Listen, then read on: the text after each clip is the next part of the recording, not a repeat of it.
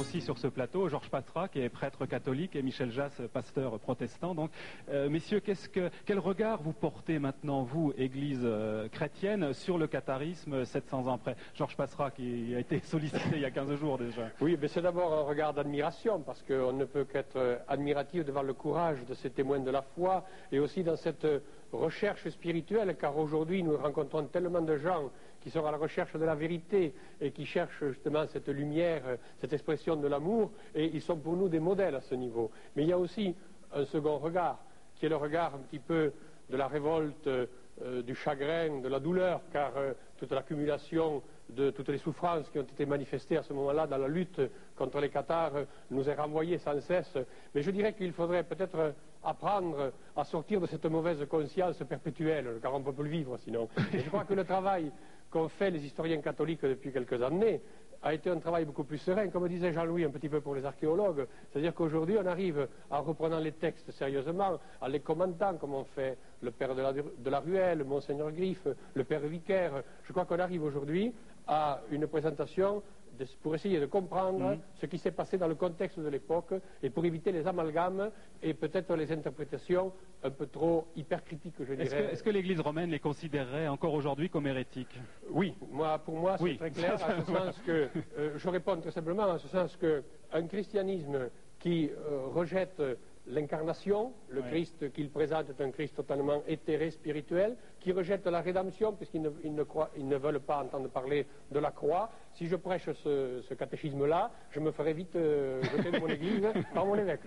Non, c'est très clair. Et de ce côté-là, il faut la réponse est claire, la doctrine. Oui. Michel Jass, est-ce que les églises protestantes ont le même regard que celui du prêtre catholique? Oui, donc il y a un rapprochement, disons. Un rapprochement.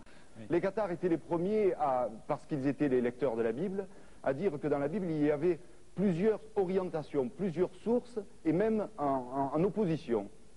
Aujourd'hui, dans les groupes bibliques catholiques ou protestants, les lecteurs sont obligés de reconnaître que tout n'est pas évangile dans la Bible et qu'on peut trouver des interprétations différentes. Oui.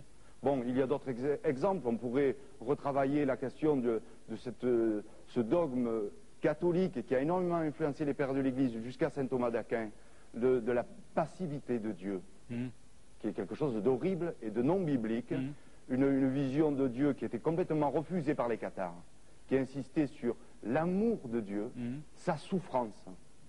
Eh bien, les théologiens modernes, sans le savoir, sans refond du catharisme, s'approchent un tout petit peu. On revient vers l'écriture aussi. Oui. Alors moi, je ne dirais pas la même chose que moi. Oui, j'imagine qu'il y a quand même quelques points de divergence. Dites-moi une question qu'on m'a posée très souvent lorsqu'on a préparé ces émissions. Est-ce qu'il y a une filiation spirituelle entre les cathares et les protestants? Alors moi, j'ai travaillé la filiation historique. D'ailleurs, je vais montrer votre ouvrage, d'ailleurs, j'en profite. Je me suis attaché à montrer Brest cathare, quand même. qu'à la fin du catharisme, il y avait dans l'histoire du Languedoc une sorte de jeu de rôle entre les descendants de Fédie ou de Cathare et les descendants de ceux qui avaient opté pour la croisade. Je me suis posé la question de savoir si l'identification protestante qui disait les albigeois, on les appelait albigeois à l'époque, les albigeois pensaient comme nous avant Calvin et Luther, savoir si cette identification qui est devenue un peu mythique dans le protestantisme ancien était basée sur quelque chose de vrai et d'historique, et je réponds que oui. Est-ce que c'est pas aussi une façon de réagir contre l'Église romaine également, qui est restée dans les familles et quand la réforme est arrivée? C'est une thèse qui a été démontée.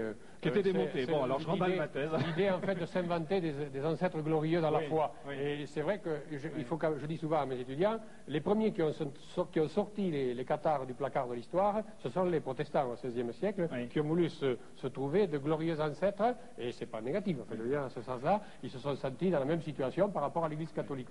Je voudrais vous poser très rapidement, et je voudrais surtout vous demander une réponse rapide. Est-ce qu'il y a encore des chrétiens dualistes actuellement de nos jours? Oui, je crois, parce que les gens, vous savez, ils n'ont pas la théologie bien claire dans leur tête, et dans leur pensée, souvent, ils ont, par rapport, vous savez, on voit le diable partout. Moi, je crois que le dualisme aujourd'hui se manifeste dans ce problème du mal, cette présence du mal, et ce fait qu'on voit le monde, souvent, avec des forces qui s'opposent, et dont on serait les victimes, et je crois que là-dessus, on a beaucoup à faire. Alors, je répondrai différemment. Moi, j'aimerais qu'il y ait plus de chrétiens dualistes Oui. dans toute la chrétienté pour pouvoir mieux répondre au problème du mal. Oui. Je crois qu'on a été quand même, alors là je suis très très polémique mais vis-à-vis de mon ami, mais on n'est pas d'accord au niveau doctrinal, mais on peut être écuménique, passer au-delà. Moi je crois que la théologie traditionnelle n'a pas répondu au problème du mal. Oui. Et je crois que, alors que le problème du mal, maintenant avec le développement de l'information, est devenu le problème numéro un au niveau de nos contemporains. Le mal cosmique, pas seulement le mal et la solution de... disant que cela viendrait de la chute originelle ou de la mauvaise liberté de l'homme, ne nous satisfait plus maintenant, homme moderne. Je pense que les Cathares ont eu une réponse cohérente et que leur dualisme n'avait rien de farfelu. Alors je m'inscris complètement en faux. Je crois qu'on a été un peu intoxiqué quand on dit il ne faut pas être manichéen, il ne faut pas être dualiste. Il y a un dualisme biblique. Et là, les exégètes modernes reconnaissent que dans le Nouveau Testament, dans l'évangile de Jean ou même chez l'apôtre Paul, on trouve un certain dualisme. Messieurs, Des professeurs, en passant par des acteurs, le catharisme n'a pas de monopole, si vous voulez. On peut toujours le traduire dans l'imaginaire, tout en respectant la réalité historique. C'est ce que font ces jeunes acteurs. qu'est-ce qu'on peut découvrir encore sur le catharisme, disons 8 siècles après? La vie au quotidien. C'est ce qui est le plus passionnant et le plus intéressant. Avant, on greffait sur le catharisme nos propres espérances spiritualistes, pas nous, puisque nous sommes laïcs.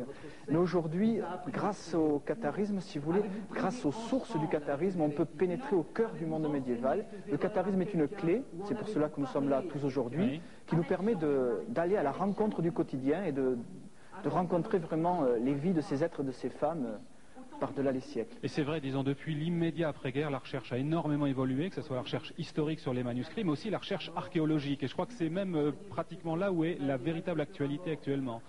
Je pense en particulier à Lastours. Oui, à Lastours, comme à Montségur, si vous voulez, où on découvre un village fortifié, où on descend du mythe du château cathare pour aller à la rencontre du castrum occitan, c'est-à-dire du village fortifié, dans lequel le catharisme s'est exprimé à travers toutes les classes de la société. Et là, quand on parle de l'actualité du catharisme, on est en plein dedans, puisque c'est quelque chose qui a été... C'est une rue qui a été empruntée par des parfaits et des parfaites cathares. Et ça, c'est des découvertes récentes, qui datent d'un an ou deux, à peine même. C'est des découvertes extrêmement récentes, et qui ont la particularité, si vous voulez, de montrer un village médiéval abandonné en 1229, en 1230, à l'application du traité de Paris. Donc il n'a pas été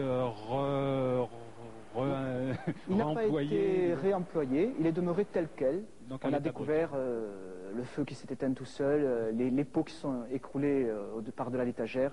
C'était absolument extraordinaire. Bien, merci.